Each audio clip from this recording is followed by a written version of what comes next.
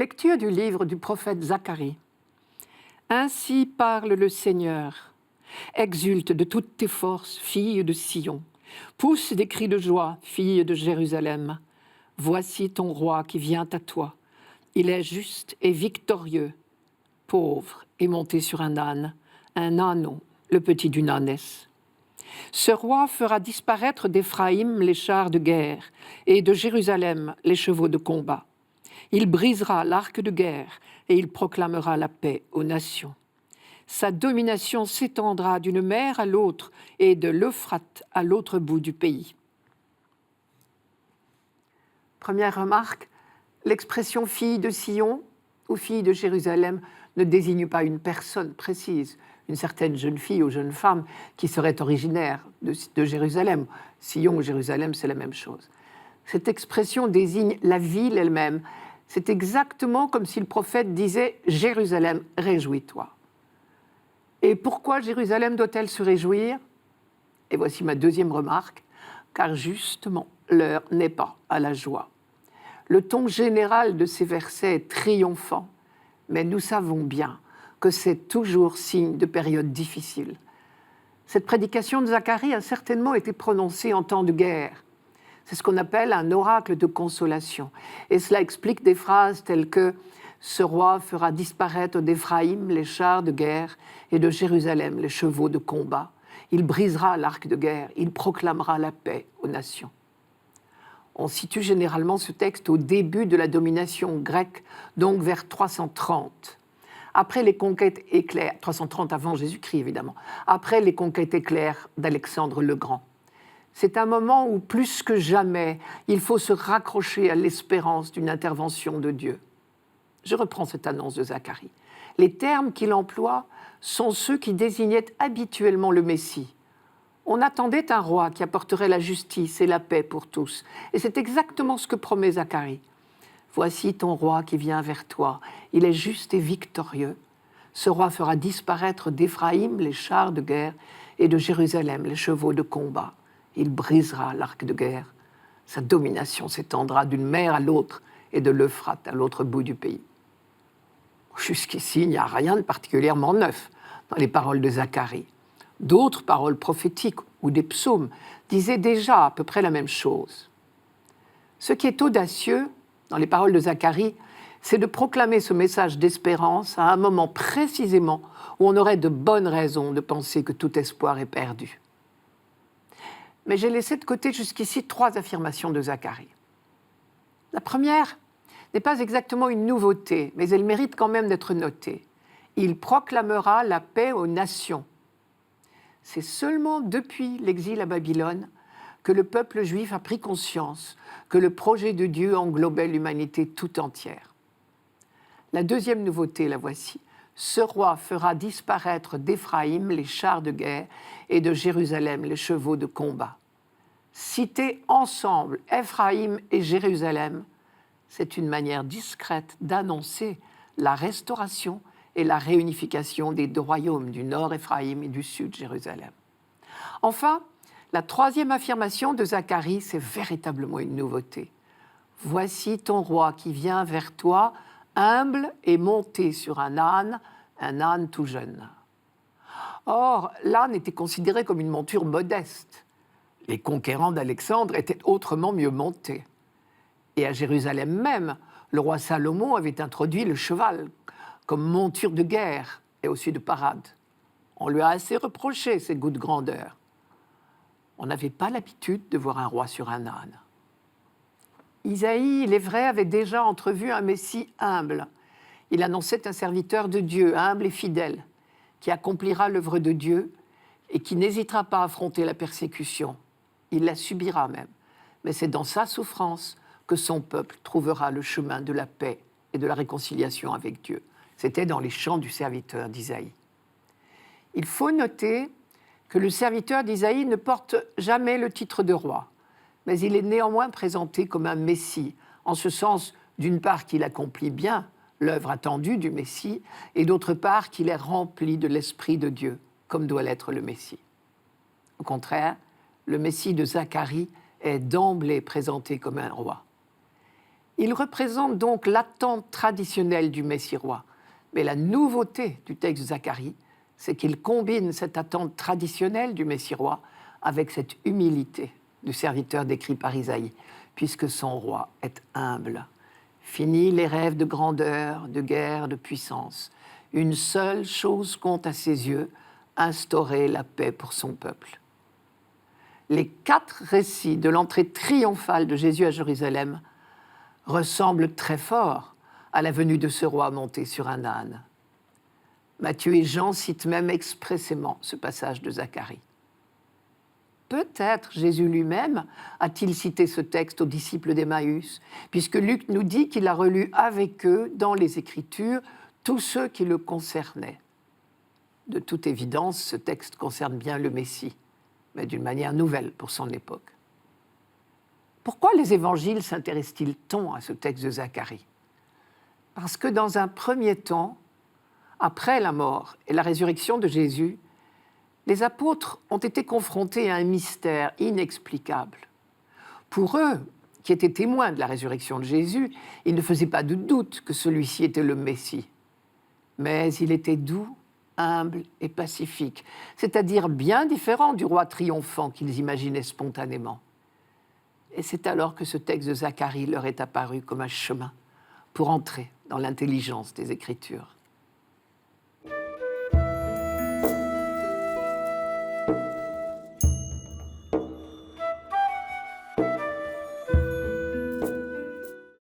Psaume 144.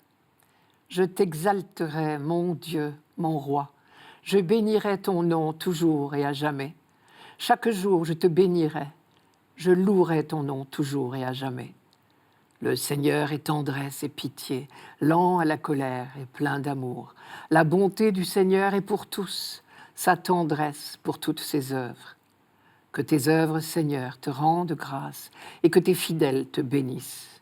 Ils diront la gloire de ton règne, ils parleront de tes exploits.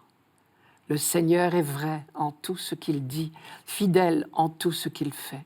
Le Seigneur soutient tous ceux qui tombent, il redresse tous les accablés. On sait bien que le psautier tout entier en hébreu s'appelle louange. Mais ce psaume précis est l'unique du psautier à être intitulé lui-même louange, ce qui explique le vocabulaire et le ton émerveillé des versets que nous venons d'entendre. Et le motif particulier de la louange, c'est la royauté du Dieu de l'Alliance. À l'occasion d'une célébration de renouvellement de l'Alliance, Israël contemple le roi qui lui a accordé sa protection gratuitement, sans mérite de sa part. On ne s'étonne donc pas de l'importance du vocabulaire royal. Je t'exalterai, mon Dieu, mon roi. Ou encore tes fidèles diront la gloire de ton règne, ils parleront de tes exploits. Puisqu'il s'agit d'un psaume d'action de grâce pour l'Alliance, il est ce qu'on appelle un psaume alphabétique, manière de dire toute notre vie de A à Z, en hébreu de Aleph à Tav, baigne dans l'Alliance, dans la tendresse de Dieu. Deuxième remarque, quant à la forme, le parallélisme d'une ligne à l'autre de chaque verset est particulièrement accentué dans ce psaume. Cela vaudrait la peine de le lire à 2 voix ou 2 chœurs alternés. Et comme toujours, ce parallélisme est instructif. Par exemple, je relis les 2 derniers versets. Le Seigneur est vrai en tout ce qu'il dit, fidèle en tout ce qu'il fait. Le Seigneur soutient tous ceux qui tombent, il redresse tous les accablés. Cela veut dire que la justice de Dieu, la vérité et la fidélité de Dieu ne sont rien d'autre que sa miséricorde. Cela veut dire encore que la plus grande justice au monde n'est pas celle de la balance, elle est celle de l'amour. Cela veut dire enfin que si nous vivons selon l'Esprit de Dieu, comme nous le recommande saint Paul dans la lettre aux Romains, nous allons nous engager sur la voie de cette étrange justice qui est synonyme de miséricorde. Car le roi dont il est question ici n'est pas un roi comme ceux qu'on connaît sur la terre. C'est un roi à la fois tout-puissant et bon, qui ne veut que notre bonheur. Voilà la découverte qu'Israël a faite au long de son histoire. Quand on parle de la puissance de ce roi, pas comme les autres, on sait que sa puissance n'est qu'amour. Le Seigneur est tendresse et pitié, lent à la colère et plein d'amour. C'est le meilleur résumé qu'on puisse donner de toute la révélation biblique. Et là, Israël parle d'expérience. Combien de fois, en particulier pendant l'exil à Babylone, n'a-t-il pas invoqué son Dieu et supplié pour obtenir son pardon et son retour? Et désormais, le peuple rassemblé dans le temple reconstruit chante de tout son cœur. Que tes œuvres, Seigneur, te rendent grâce et que tes fidèles te bénissent. Je t'exalterai, mon Dieu, mon roi. Je bénirai ton nom toujours et à jamais. Et sa mission, il le sait, est de le chanter assez fort pour que tous le sachent. La richesse de pardon, la tendresse et la pitié du Seigneur, elles sont pour tous. La bonté du Seigneur est pour tous, sa tendresse pour toutes ses œuvres. Cette universalité du projet de Dieu, les hommes de l'Ancien Testament l'avaient peu à peu comprise. Dieu aime toute l'humanité et son projet d'amour, son dessein bienveillant, comme dit Paul, concerne toute l'humanité et toute la création. Pour nous, chrétiens, qui avons relu la prophétie de Zacharie dans la première lecture de ce dimanche, le chant de ce psaume est saisissant. Zacharie dessine le portrait du Messie à venir. Comme la majorité des Juifs, il le voit comme un roi, descendant de David. Mais ce roi, au lieu de chercher son propre intérêt et de satisfaire ses rêves de grandeur et de conquête, se consacrera exclusivement au service de son peuple. Il fera taire définitivement les armes. En cela, il sera vraiment le fidèle exécutant des projets de Dieu. Évidemment, Jésus de Nazareth, le doux et humble de cœur, répond bien au portrait de Zacharie. Et pour terminer, si l'on se rapporte au texte complet de ce psaume, on lui découvre une parenté très grande avec le Notre Père. Par exemple, le Notre Père s'adresse à Dieu à la fois comme à un père et comme à un roi. Un père qui est le Dieu de tendresse et de pitié dont parle ce psaume, un roi dont le seul objectif est le bonheur de tous les hommes. Notre Père, donne-nous, pardonne-nous, délivre-nous du mal. Que ton règne vienne, que ta volonté soit faite sur la terre comme au ciel. Parce qu'on sait que sa volonté est, comme dit saint Paul, que tous les hommes soient sauvés et parviennent à la connaissance de la vérité. On comprend alors que ce psaume 144 soit devenu la prière de matin du peuple juif qui, le premier, a appris à parler à Dieu comme à un père. On ne s'étonne pas non plus que ce psaume figure dans la prière juive de chaque matin. Pour le juif croyant, le matin, l'aube du jour neuf, évoque irrésistiblement l'aube du jour définitif, celui du monde à venir, celui de la création renouvelée. Et si nous allons encore un peu plus loin dans la spiritualité juive, le Talmud, qui est l'enseignement des rabbins des premiers siècles de notre ère, le Talmud affirme que celui qui récite ce psaume 3 fois par jour peut être assuré d'être un fils du monde à venir.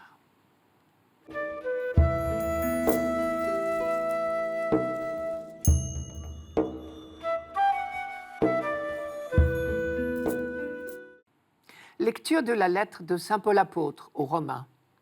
Frères, vous n'êtes pas sous l'emprise de la chair, mais sous celle de l'Esprit, puisque l'Esprit de Dieu habite en vous. Celui qui n'a pas l'Esprit du Christ ne lui appartient pas.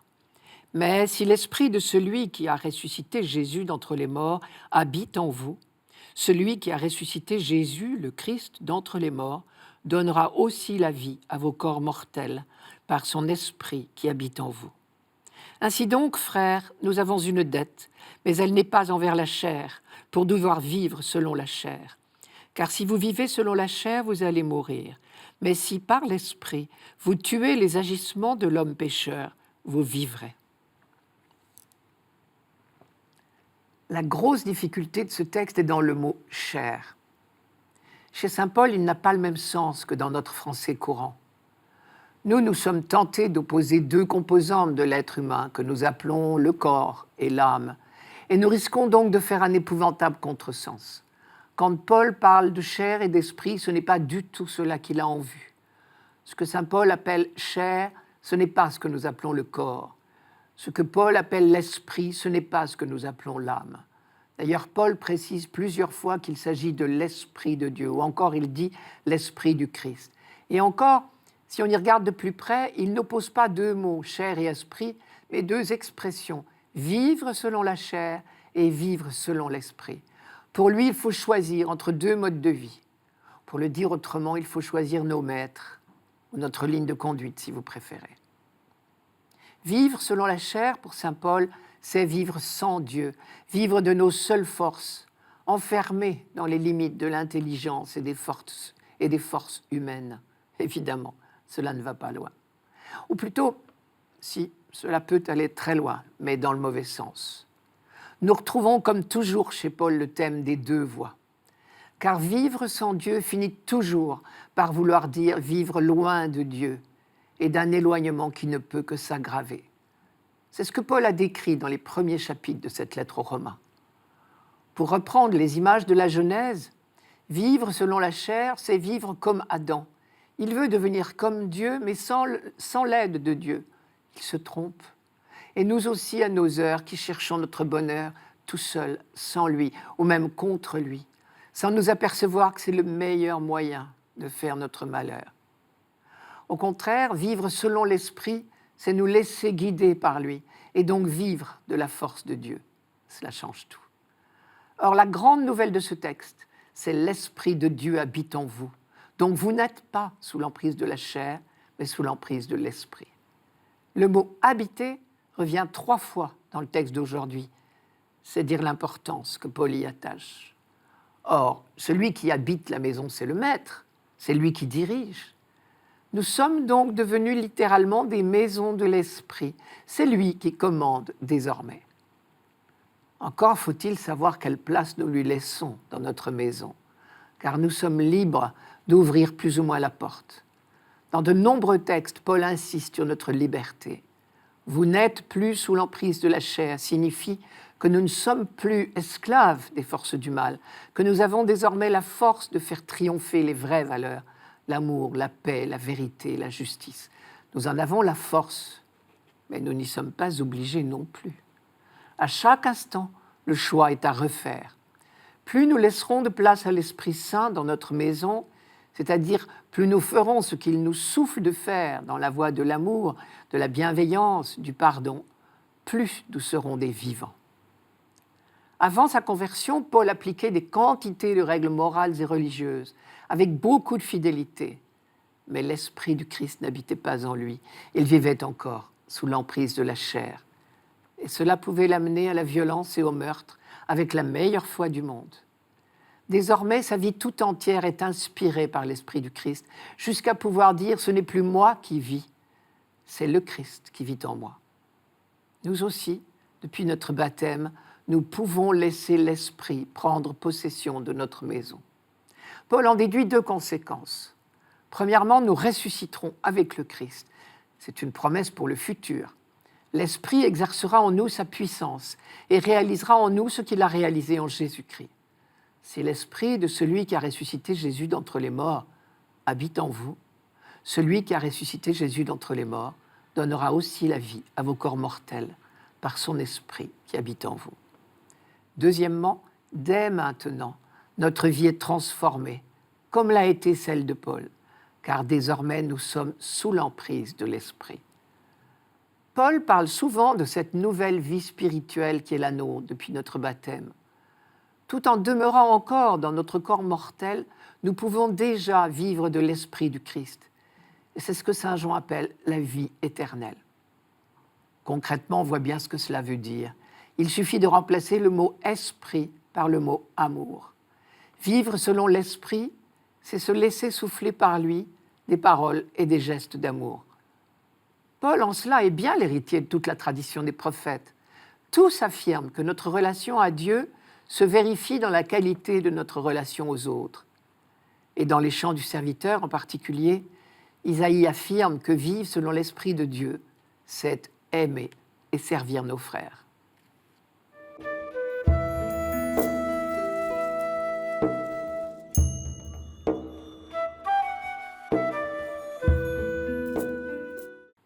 Évangile de Jésus-Christ, selon saint Matthieu. En ce temps-là, Jésus prit la parole et dit : Père, Seigneur du ciel et de la terre, je proclame ta louange. Ce que tu as caché aux sages et aux savants, tu l'as révélé aux tout-petits. Oui, Père, tu l'as voulu ainsi dans ta bienveillance. Tout m'a été remis par mon Père. Personne ne connaît le Fils, sinon le Père. Et personne ne connaît le Père, sinon le Fils, et celui à qui le Fils veut le révéler. Venez à moi, vous tous qui peinez sous le poids du fardeau, et moi, je vous procurerai le repos. Prenez sur vous mon joug, devenez mes disciples, car je suis doux et humble de cœur, et vous trouverez le repos pour votre âme. Oui, mon joug est facile à porter, et mon fardeau léger. Prenez sur vous mon joug, dit Jésus. Nous avons déjà rencontré cette image dans un texte du livre de l'Exode. Nous l'avons lu pour la fête de la Trinité. Là-bas, on savait bien ce que c'est qu'un joug. Une pièce de bois très lourde, très solide, qui attache deux animaux, deux bœufs normalement, pour labourer. Ils conjuguent leurs forces et le plus puissant des deux imprime son pas à l'attelage. Au sens figuré, prendre le joug suggère donc que l'on s'attache à quelqu'un pour marcher du même pas, attelé à la même tâche. Si bien que cette expression était devenue courante dans l'Ancien Testament et dans le judaïsme pour évoquer l'alliance entre Dieu et son peuple. Lorsqu'on promettait de prendre le joug de la Torah c'est la loi, cela voulait dire s'engager à suivre la loi de Dieu, s'atteler à Dieu en quelque sorte, étant entendu que toute la force de l'attelage ainsi composé vient de Dieu lui-même. Pour un juif, le service de la Torah n'est donc pas un fardeau trop lourd, c'est le chemin du vrai bonheur. Ben Sira le sage disait « Tu trouveras en elle, dans la pratique de la loi, le repos. Elle se changera pour toi en joie. » On parlait même parfois de la joie du joug. Et visiblement, c'est bien de cela que Jésus parle. Et il fait lui aussi le lien entre le joug de la Torah et le repos. « Prenez sur vous mon joug, devenez mes disciples, c'est-à-dire pratiquez mes commandements, et vous trouverez le repos. » Mais on sent bien également dans ces quelques lignes une pointe polémique. Oui, mon joug est facile à porter et mon fardeau léger. Manière de dire mon joug à moi est facile à porter, ce n'est pas le cas de tout le monde. Et d'ailleurs, Jésus ne se prive pas de le dire « Venez à moi, vous tous qui peinez sous le poids du fardeau. » Effectivement, certains pharisiens, à force de scrupules, avaient transformé la pratique de la loi de Dieu en un cortège d'obligations tatillonnes. C'est à leur propos que Jésus disait aux foules « Les scribes et les pharisiens siègent dans la chaire de Moïse. Faites donc et observez tout ce qu'ils peuvent vous dire. Mais ne vous réglez pas sur leurs actes, car ils disent et ne font pas.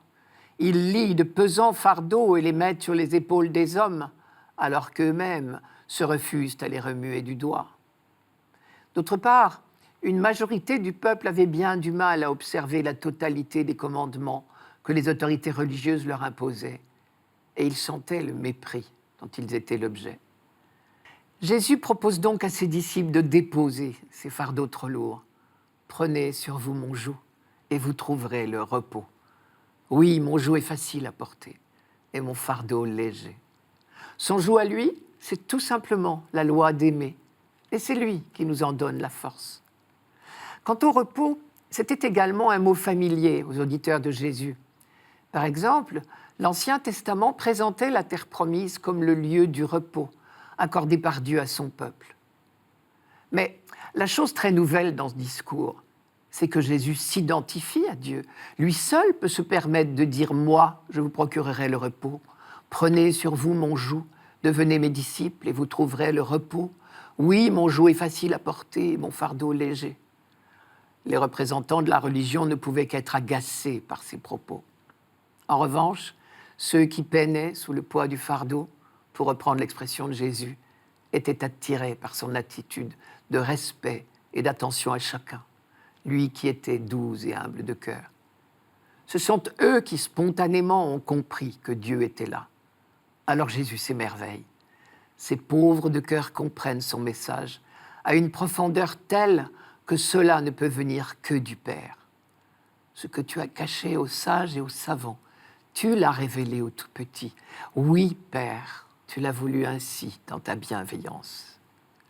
Une fois de plus, Jésus est bien ici dans la droite ligne de l'Ancien Testament, qui a toujours déclaré haut et fort que toute vraie sagesse, toute vraie intelligence ne peuvent venir que de Dieu. C'est ce qu'exprime à sa manière la très belle image du livre de la Genèse. L'arbre de la connaissance de ce qui rend heureux ou malheureux n'est pas accessible à l'homme par ses seules forces. Chaque fois que Jésus est mis devant l'évidence de la foi, il manifeste sa joie et sa reconnaissance au Père. L'Évangile nous révèle ainsi ce qu'est la véritable prière d'action de grâce. Bonheur filial émerveillé devant l'initiative de Dieu qui se révèle aux hommes. Ce dont Jésus s'émerveille aussi, c'est de l'intimité que lui offre son Père. Il contemple la communion inouïe qui les unit. Tout m'a été confié par mon Père. Personne ne connaît le Fils sinon le Père, et personne ne connaît le Père sinon le Fils et celui à qui le Fils veut le révéler. Ici, l'évangile de Matthieu se rapproche des méditations de l'évangile de Jean. Le Père et moi, nous sommes un. Qui m'a vu, a vu le Père.